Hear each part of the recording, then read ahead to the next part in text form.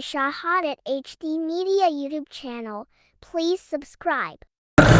কোরআন যদি আমরা আমল করতে পারি, রাসূলের হাদিসের উপরে যদি আমরা আমল করতে পারি, ইনশাআল্লাহ আমরা সঠিক পথ পেয়ে যাব।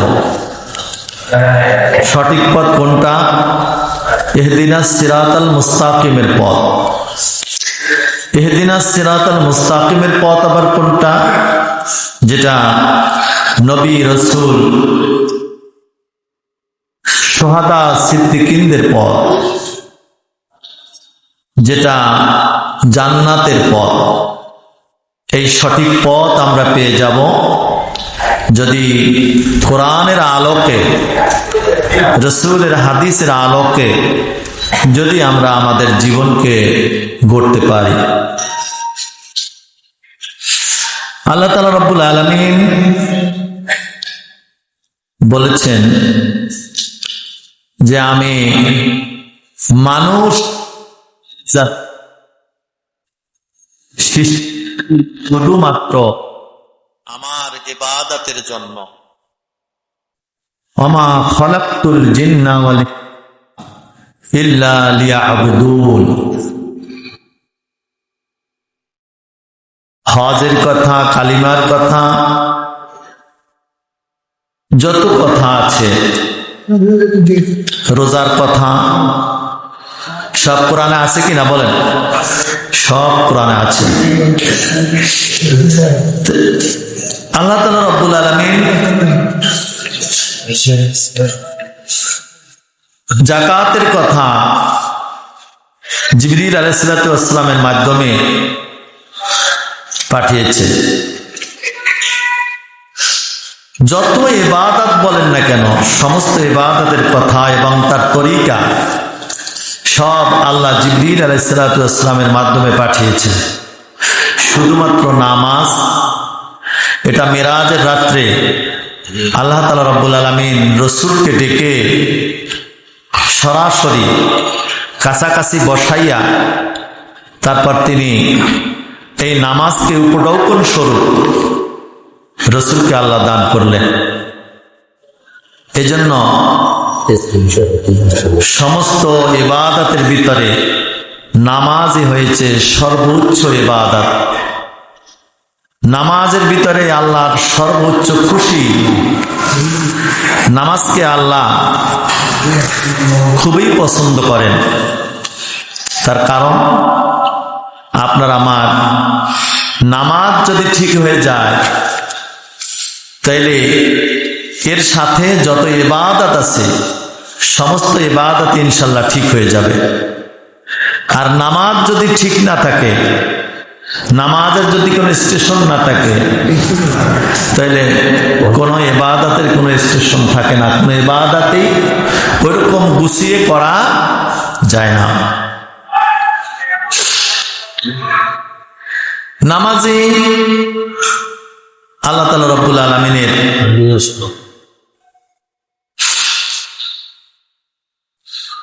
একেবারে কাছে চলে যাওয়া, আল্লাহকে খুশি করা, আল্লাহর নৈকট্য লাভ করা যেই চাবিকাঠি, সেটাই একমাত্র নামাজ। তাই আল্লাহ বলেন রাসূলকে, উতলু উহিয়া মিনাল কিতাব আকিমুস সালাত। পাঠ করুন আপনি যে ওহী কিতাবের মাধ্যমে দেওয়া হয়েছে।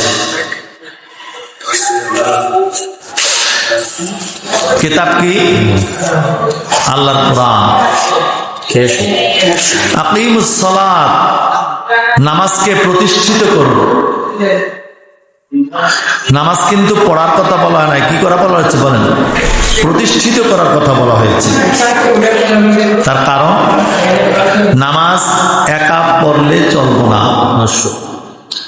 নামাজ আমার আপনার জীবনে বাস্তবায়ন করতে হবে, প্রতিষ্ঠিত করতে হবে। আমার পরিবারে নামাজকে প্রতিষ্ঠিত করতে হবে, সমাজে নামাজকে প্রতিষ্ঠিত করতে হবে, রাষ্ট্রে নামাজকে প্রতিষ্ঠিত করতে হবে।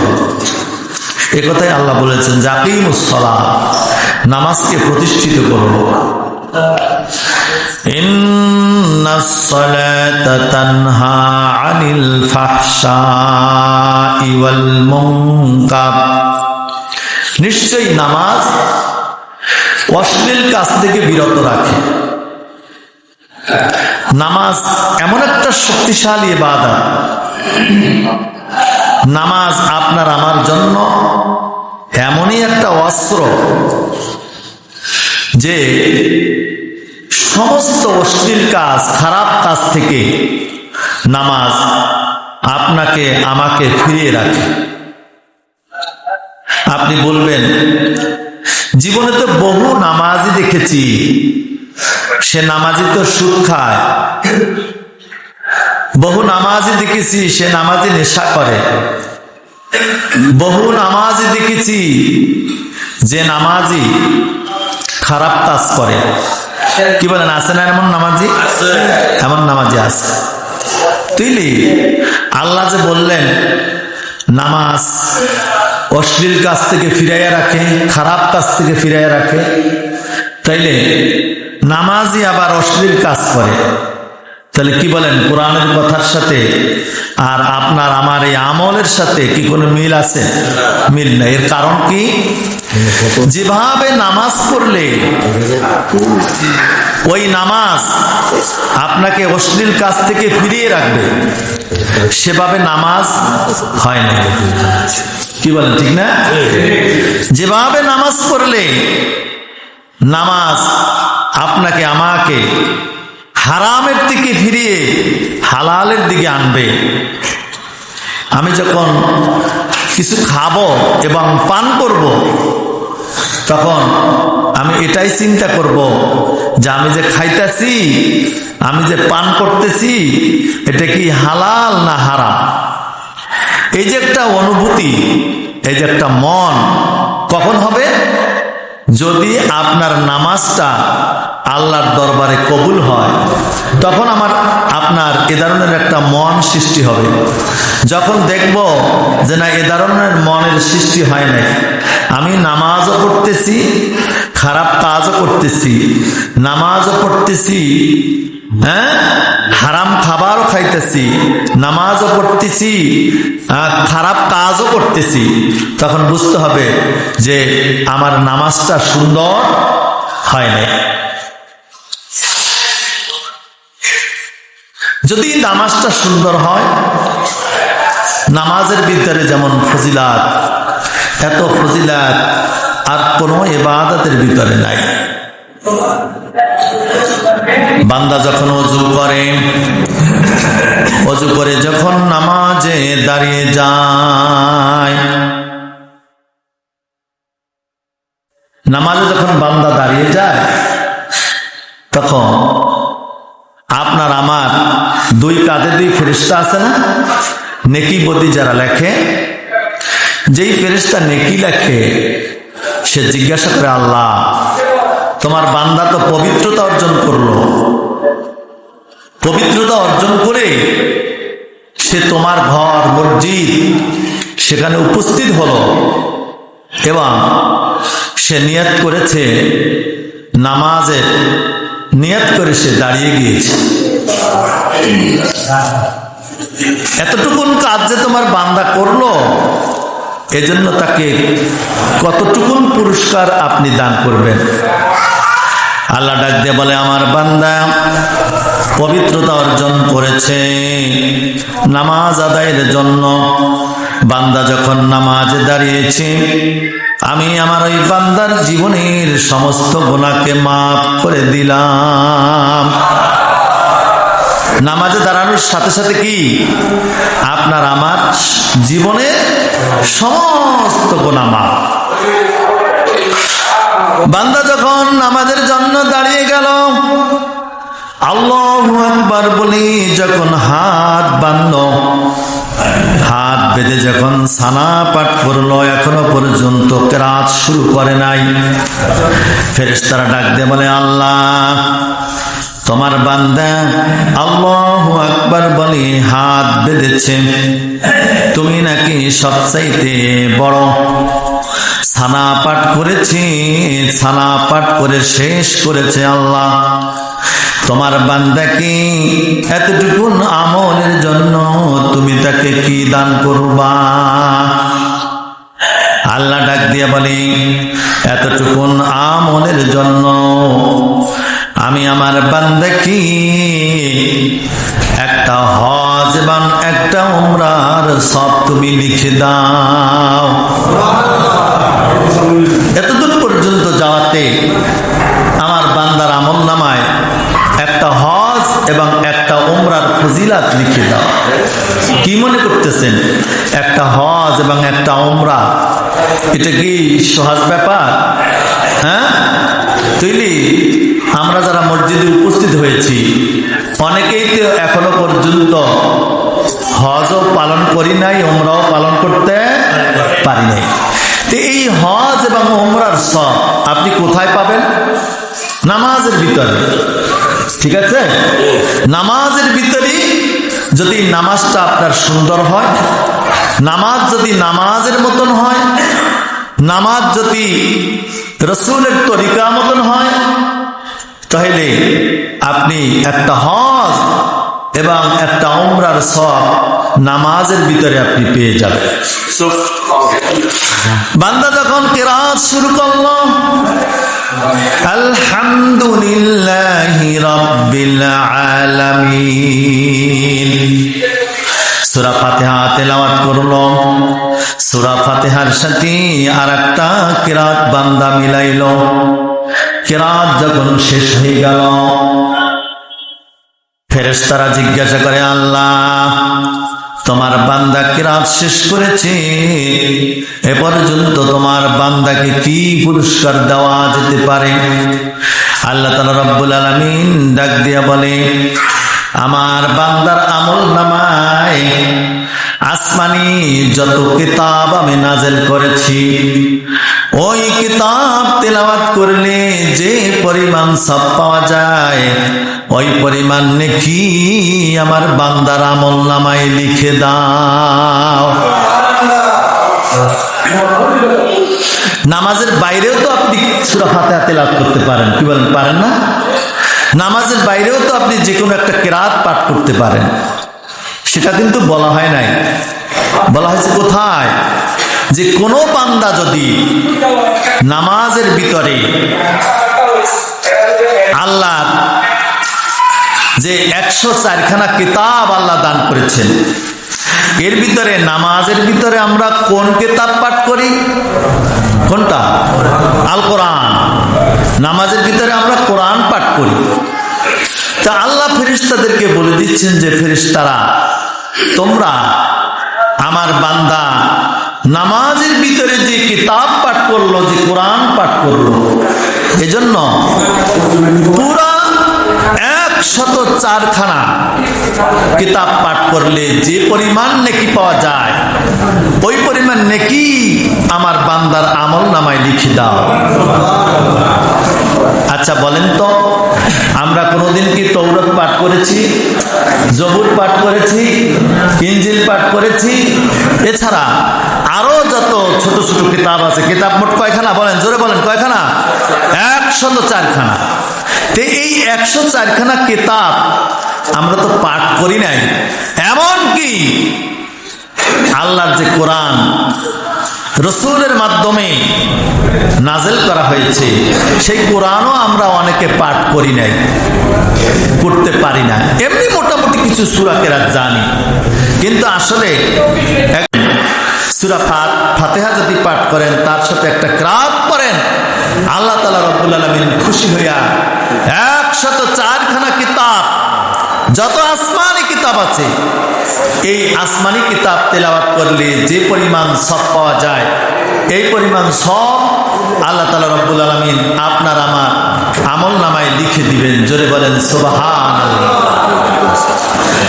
বান্দা যখন কিরাত শেষ করে রুকুতে চলে যায়, সুবহানা রাব্বিয়াল আযীম, সুবহানা রাব্বিয়াল আযীম। কয়বার পাঠ করেন আপনারা?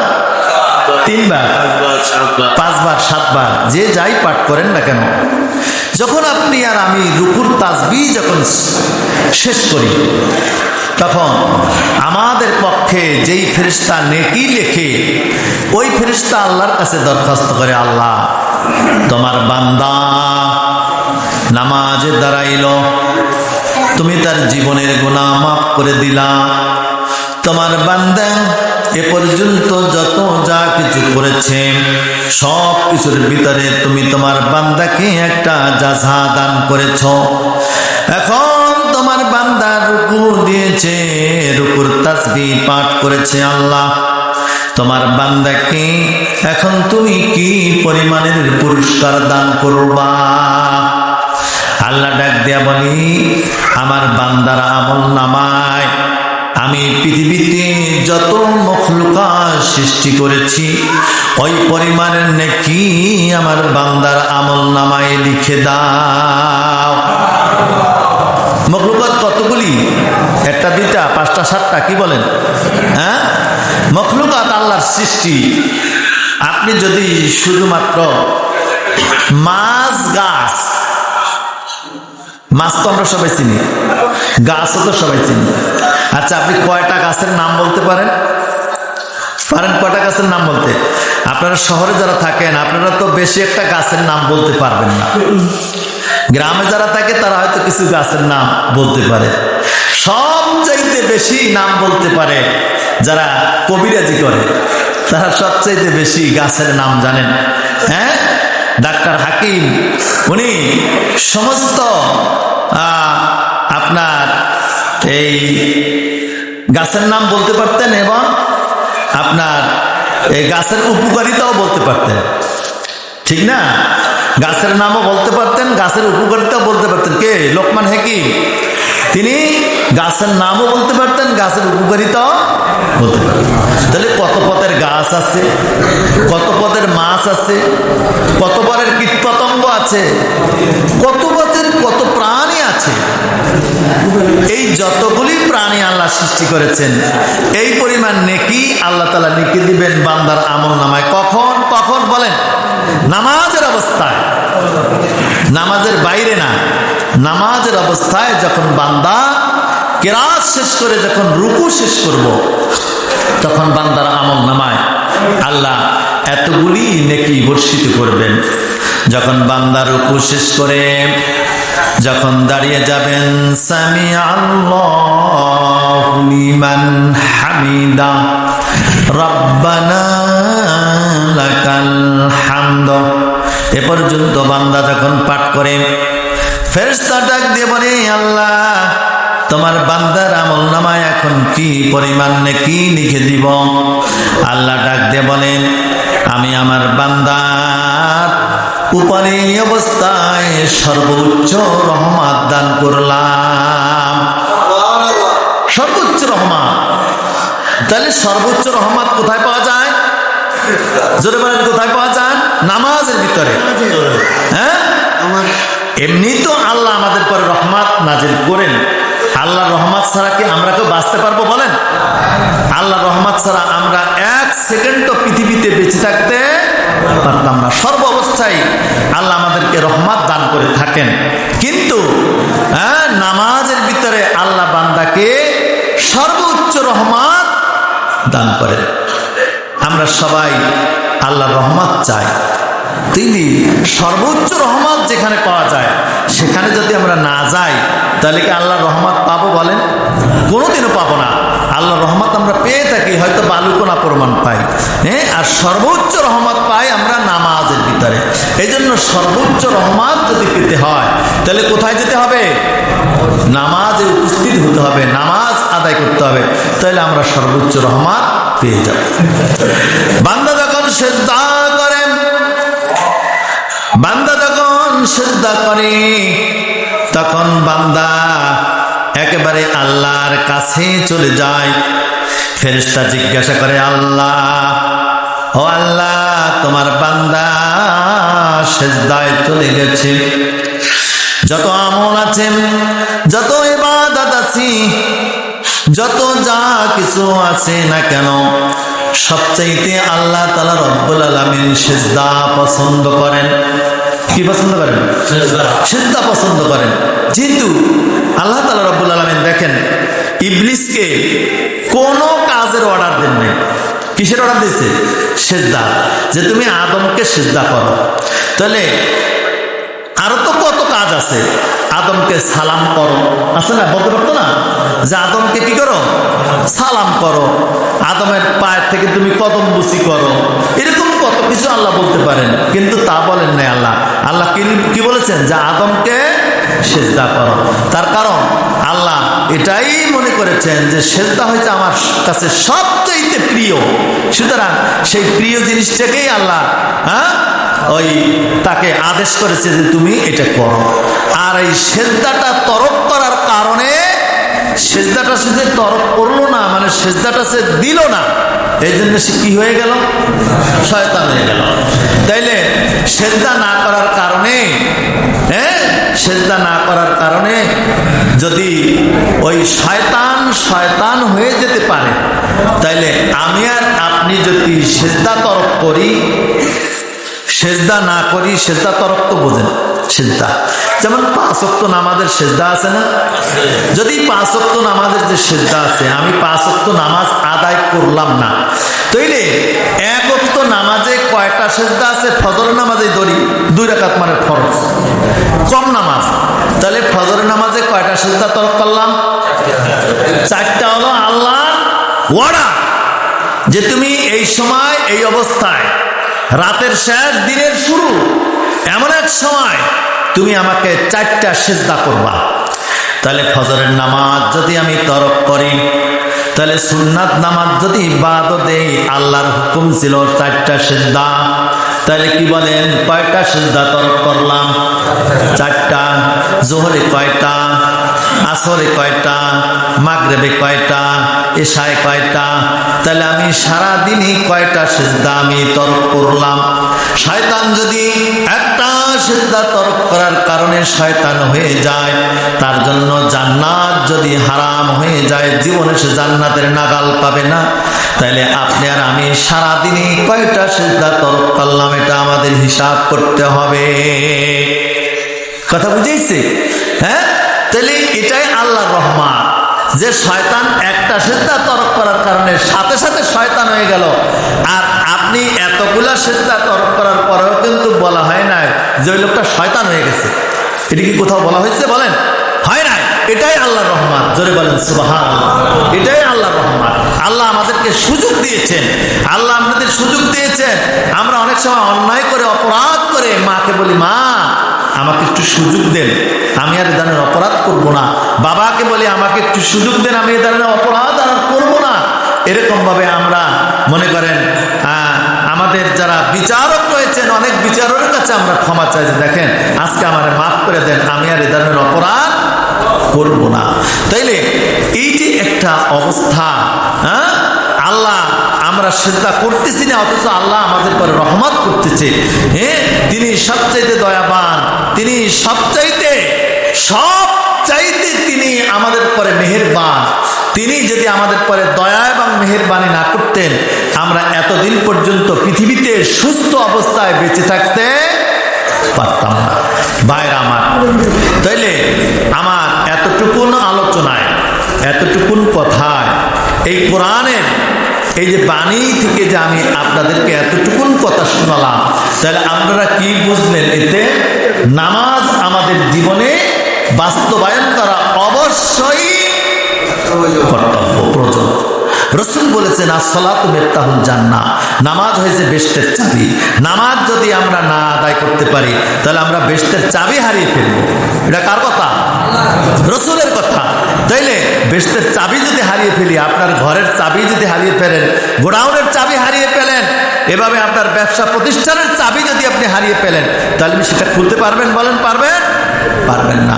তাহলে বেহেশত খুলে আমরা বেহেশতে প্রবেশ করতে পারবো না। যদি আমরা নামাজকে হারিয়ে ফেলি, আমরা চাবি হারিয়ে ফেলবো, জান্নাতের চাবি হারিয়ে ফেলবো। জান্নাতের চাবি যদি আমরা হারিয়ে ফেলি, তাহলে আমরা জান্নাতে প্রবেশ করতে পারবো না। আমরা এতটুকু আলোচনায় বুঝলাম যে নামাজ আমাদের জীবনের জন্য যত ইবাদত আছে, এর ভিতরে সর্বোচ্চ ইবাদত হয়েছে কি? নামাজ। হ্যাঁ, নামাজ যদি আমরা আদায় করতে পারি, তাহলে আমরা সমস্ত গুনাহ থেকেও বেঁচে থাকতে পারবো। আল্লাহ যাতে আমাদেরকে 5 ওয়াক্ত নামাজ আপনার আমার জীবনে বাস্তবায়ন করার তৌফিক দান করে। সবাই বলেন আমিন। আমা আলাইনা ইল্লাল বালাগ।